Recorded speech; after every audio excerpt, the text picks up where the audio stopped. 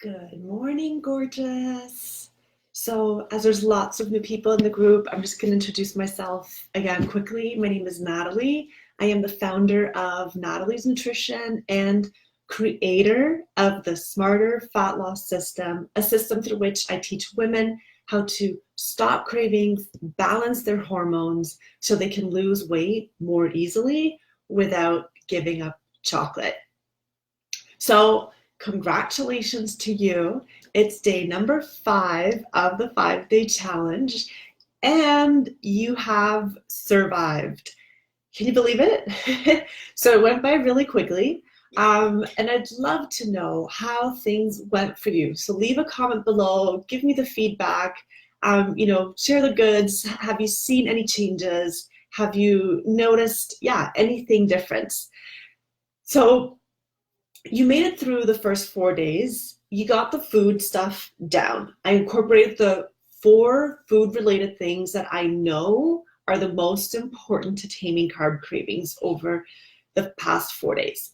So yeah, how's that going? How's that going for you? How are those cravings doing? Are they still there? Are they less? Are you still fighting? Maybe it's something else we got to deal with.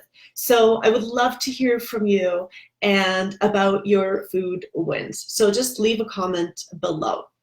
Now, today we're doing something a little bit different because instead of focusing on the food, we're focusing on the main lifestyle factor that influences carb cravings. And that, my friend, is stress. And the thing is, when you're talking, I want you to realize that even when it comes to weight loss, when hormones are the real drivers of fat loss. We've seen how interconnected they are with cravings because insulin plays such a big role, and because hormones are so interconnected with real fat loss, with your cravings, lifestyle plays a big role here as well. And for those of you that have not been around for very long, counting calories or calorie reduction only accounts for 20% of weight loss. Okay, so we could talk about that again another time. And that's why my focus on weight loss is focused on balancing your hormones, because hormones account for the other 80% of weight loss. So if you've not been successful with weight loss in the past, it's because you've only focused on eating less and exercising more, okay? When in reality, it's a little bit more complex. And that's why we're talking about stress today as well, because it affects your cravings and it's connected to your hormones. And stress is so intertwined with carb cravings and blood sugar, it's crazy. I know you probably already know that stress is bad news. You know that stress can make you gain weight. Yes, it can. And it makes it hard to lose fat and all those unwanted things. But there's a physiological reason that we stress eat. There's a reason that we crave carbs, and it's very similar to the blood sugar roller coaster that I was teaching you about in the last 4 days. Carbohydrates digest really quickly into sugar, which goes into the bloodstream, creating that blood sugar spike and then the crash. And after that, carb cravings show up because we have low blood sugar. With stress, it's fascinating because we evolved to deal with very different stressors than we have today. Back in the day, our stressors were physical stressors. Stress was caused by life or death situations, like being chased by a bear or a lion or whatever the case may be.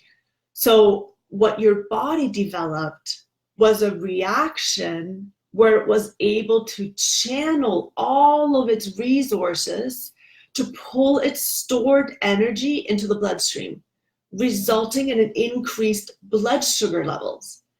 And that way, we would have the energy to either fight off that stressor or flee from it, okay? Fight or flight, right? And then insulin would then take the released sugar to the working muscles, which needed to keep working and power the fight or flight response. And so you would have that enormous amount of energy you needed to hopefully survive the situation. Fingers crossed. But back then, stress was all about survival. And so secondary processes like digestion shut down during the stress. So all energy could be conserved for surviving the stressful situation. After that stressful event, after you survived, the stress response ended, everything went back to normal, and life was good. Now, picture stress today. What is like the number one thing that's causing you stress today? Maybe you're stressed just because you're waiting in line for your Starbucks coffee and you got to get to work in time. Okay? So it's very different because it's an emotional stress. So instead of a bear wanting to eat you, it's more like, the computer crashed, or you're worried about money, or you saw something on social media or the news that triggered you, right? So you're probably already putting together the problem with this regarding carb cravings and stress, because the body reacts in the exact same way. Whether it's you running from a bear, fighting for your life, or you being upset because there's a lineup at Starbucks and you're late for work. So the same response happens when stress is initiated, whether it's emotional or whether it's physical. That same sugar is liberated and sent into the bloodstream. But you don't need it, darling. Your body isn't physically working the way it would with physical stress. The sugar is then restored as fat, and listen to this, mainly in the belly due to a hormone called cortisol. And this again triggers, and you guessed it, the blood sugar roller coaster and the subsequent carb cravings again. So not only does stress make us crave carbs and store fat, but it places that stored fat in the worst possible place, your belly. Okay? So the other problem with stress is that emotional stressors don't normally end quickly. So sometimes emotional stress can go on for days, for weeks, or for months, and your stress response never really goes down. So there's a constant cycle of high blood sugar, fat storage in the belly, and carb cravings. Your adrenals, which are responsible for manufacturing stress hormones, eventually burn out too. And we're not going to go down that rabbit hole today. That's a whole different topic. But it's important to know how bad the situation is. Now, okay, I'm not here to just tell you how bad it is. One of the key things we need to realize now, and this is what today is all about, is that stress is not a situation. It's not a specific outside external factor. What we need to remember is that stress is our reaction to that outside factor. You are in control of your body's stress response.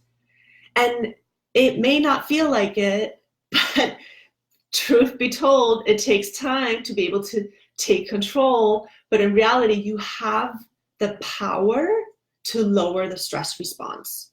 And this is so important if you want to have successful weight loss, because I've worked with clients that have followed the smarter fat loss system to a T, but they are so stressed in their everyday life that they are unable to lose weight.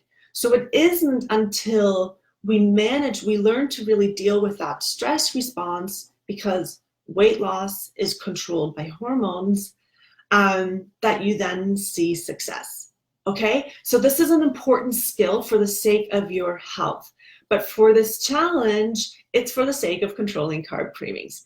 And I'm giving you 2 ways to manage stress in your manual. And these are 2 of my favorite because they're super, super easy. They don't require spending money on anything. They don't require time-intensive activities because let's be real, we're all busy. And one of the options is meditation. So you can do this through a free app, but you can also just not get the app. And the other one is gratitude practice. And I would even add in there, which I've been using a lot, is just breathing. Deep, deep belly breaths that actually expand your stomach, and like slow, deep breathing.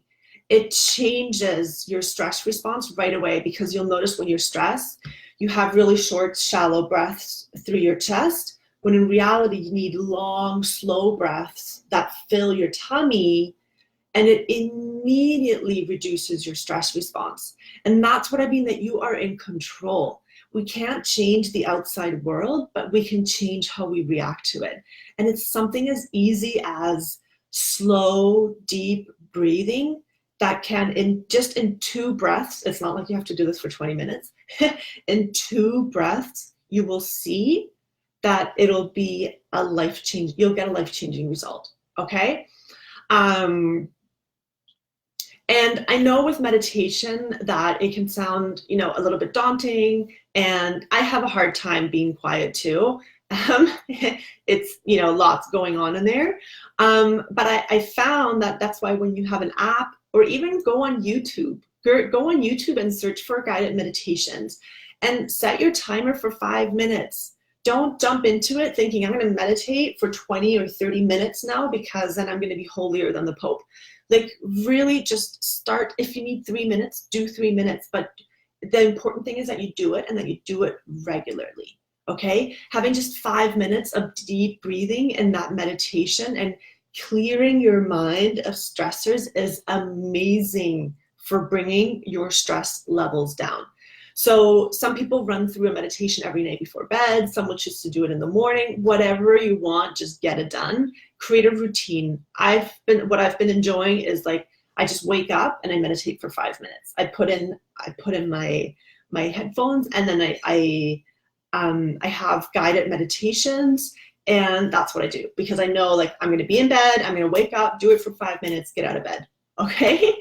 And the other option that I've given you, and I love this one, is the gratitude practice. And I learned about gratitude practice through Oprah, and I'm a huge fan.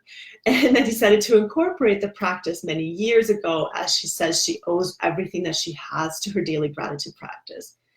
So if it works for Oprah, I'm sure it's going to work for us too. So just pick 3 things to be grateful for. Do it in the morning, do it in the evening, and, make them specific to that. It can be anything. It can be tiny things, like, I'm so grateful that I had this delicious ice cream in the sun today, or it's like, I'm so grateful that I got my paycheck today. Okay. So it's up to you. And don't feel like you have to do both the strategies. Pick one, and again, we're incorporating things slowly into their life. So don't overwhelm yourself. All right, so that officially wraps up this 5-day challenge. And I hope that this was valuable for you. I hope you've been able to see that there's a physiological basis to cravings, and make the connection that when you change the way that you eat, fundamentally, you can change so many other things in your life that seem unrelated, like carb cravings, belly fat, and energy crashes. And I also hope that you've been able to see how much more effective it is to overcome a problem that causes you so much frustration through a step-by-step proven system, and with the help and support of an expert. And I realized that getting rid of cravings is just the start to your successful weight loss journey. In fact, it's one step of the 12 steps I teach clients in my Smarter Fat Loss system. So if you are ready to lose weight for good, without the stomach growls, without deprivation, or without giving up chocolate, let's chat. I do have limited spots available for those of you that are ready to take the next step, to stop the frustrating trial and error, and to lose weight for good. So I do that through my weight loss breakthrough call. I'm going to share the link with you again below. So click on the link. It's going to be in the comments. You're going to get clarity about what is and isn't working for you, and we can discuss possible next steps for you. Okay? And the weight loss breakthrough call is free, so you really have nothing to lose. And with that, I'm going to leave you. Have a lovely day, ladies, and post your questions, your wins, everything in the group, and I will get back to you throughout the day. Bye.